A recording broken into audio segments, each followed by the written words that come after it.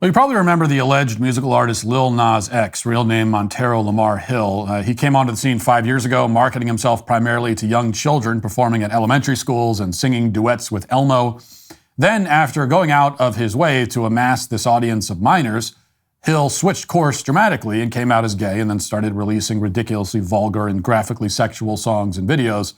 Only a year after dancing on stage with the Sesame Street gang, Hill put out a music video where he performs a lap dance on Satan. So that kind of gives you an idea of the pivot here. There is, of course, nothing especially new and certainly nothing interesting about a pop star who makes obscene and deviant and stupid music. But Hill set himself apart as an especially creepy, predatory scumbag by taking the time to lure in an audience of elementary-aged children before making the pivot to the obscene and deviant and stupid stuff. Well, I should amend that, I guess, because his original single, Old Town Road, was definitely extremely stupid, but it wasn't overtly deviant or obscene. He saved that rebrand for later. And now Lil Nas X has reemerged, promising a new single that will be released on Friday titled J Christ. As you've already predicted, given the title, Hill is going the sacrilege route this time around as he desperately begs for our attention. In the lead up to his crappy song coming out, he's put out a bunch of blasphemous images and promos. In one ad, he is seen crucified on a cross. Here's what that looks like. You know I play the side of chaos. Is he up to something only I know? Is he about to hit? So there's that. In another, he is again dressed as Jesus while scarfing down the Eucharist and taking shots of communion wine.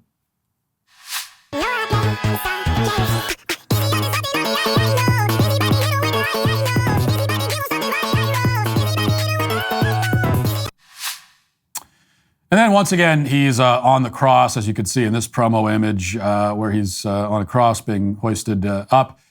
Don't worry, though, as the media insists, Lil Nas X is not trying to make a mockery of Jesus. Just because he's mocking Jesus doesn't mean he's trying to make a mockery of Jesus, you see. People.com reports Lil Nas X is leaning back into biblical imagery for his new era. On Monday, the Grammy winner unveiled the cover artwork for his upcoming single, J Christ, featuring himself resembling Jesus on a cross, shortly before clarifying he's not looking to offend any religious group with the photo. Quote, "My new single is dedicated to the man who had the greatest comeback of all time," wrote Lil Nas X, 24 on X, alongside the J Christ cover image and announcement. The Old Town Road performer then quoted a previous post claiming that his upcoming single features a very beloved pop star and said it was God. After reposting some fans' tweets expressing excitement for his new music, Lil Nas X took to the social media platform once again, less than an hour after sharing the J Christ single cover, to clarify his motive. The crazy thing is, nowhere in the picture is a mockery of Jesus. He wrote, "Jesus' image is used throughout history in people's art all over the world." Lil Nas X continued, "I'm not making fun of S. Y'all just gotta keep trying to gatekeep a religion that was here before any of us were even born. Shut the F up." Well, yes, it's true. Jesus has been depicted in art for hundreds of years, but historically, he was depicted in a way meant to venerate and glorify him. There was a lot of Jesus-related art being produced in Europe in the 14th century, for example. But here's the thing. If you went back in time and showed people an image of yourself on the cross in 14th century Europe, or you showed yourself pounding shots of communion wine, well, you're going to have to explain that to the Inquisition, and it's probably not going to go well for you. And that's because this is obviously meant to ridicule Christianity and blaspheme Christ. And that's why, when I say that it won't go well for you, I mean that you'll be burned at the stake, just to be clear.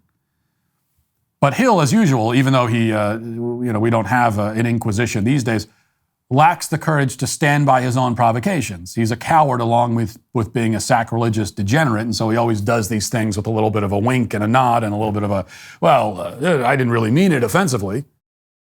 Last year, because of you, Preborn's network of clinics saved over 58,000 babies. Thanks to you and everyone who made this possible. We came down here to Jacksonville with nothing, just the clothes on our back, and I knew I had to change, and it was time to change.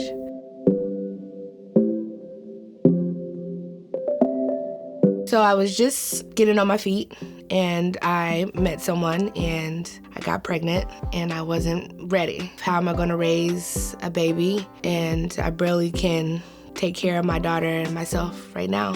I Googled abortions and I scheduled an appointment thinking it was an abortion clinic. They did my first ultrasound.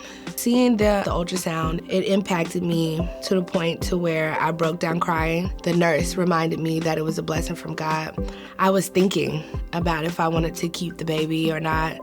When I was at the clinic, after they told me how far along I was and that the baby had a heartbeat, I cried.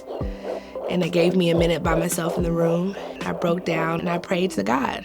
I asked the Lord to, when I walk out of those doors, to just give me the strength to be able to go through the pregnancy. Made my decision at that time.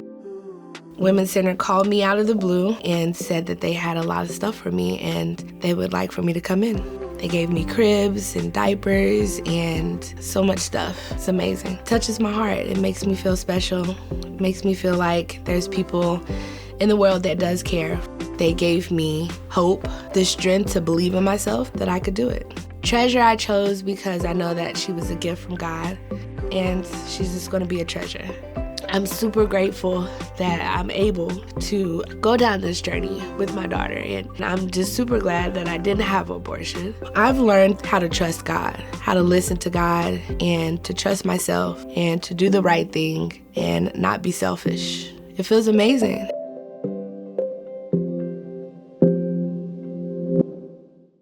When Antoinette found out she was pregnant, she was in a bad place. She didn't know how she could raise her child on her own. She searched for an abortion clinic, but God led her to a preborn clinic where she was introduced to her baby via ultrasound.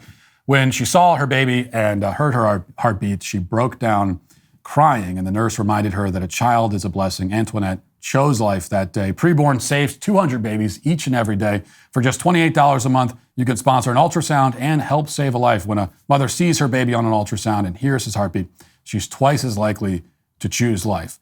Let's join together and help mothers choose life. Just dial pound 250 and say the keyword baby. That's pound 250, or visit preborn.com/Matt. That's preborn.com/Matt. Now, speaking of cowardice, that's the first point that many people make about this sort of thing. The first thing you can't help but notice is that whenever one of these pitiful attention whores decides to grasp for relevance by blaspheming a religion, they always choose the same religion. You know, if you get all of your information about the world from Hollywood films and pop music, you might come to the conclusion that there's only one religion that exists on the entire planet, because there's only one that attracts their mockery and derision. But as it turns out, there are many other religions, including ones with billions of adherents. Yet these spineless frauds, who want to be seen as bold and transgressive, are very careful to only transgress the one world religion that you can get away with transgressing, the one you're allowed to disrespect while still being celebrated in the mainstream and accepted by our cultural elites and everything else. You know, there's one religious group that you are allowed to offend without suffering any consequence whatsoever. And these brave and daring artists are very careful to stay safely inside that particular box. Why is that? Well, first, because people like Hill are, again, fraudulent cowards. They want to build a transgressive brand without doing or saying anything that actually is transgressive in our culture. You know, I'm not sure there's much value in being shocking and offensive just for the sake of being shocking and offensive, but I know for sure that there's absolutely zero value in pretending to being shocking and offensive while studiously avoiding doing anything that our society actually deems shocking and offensive.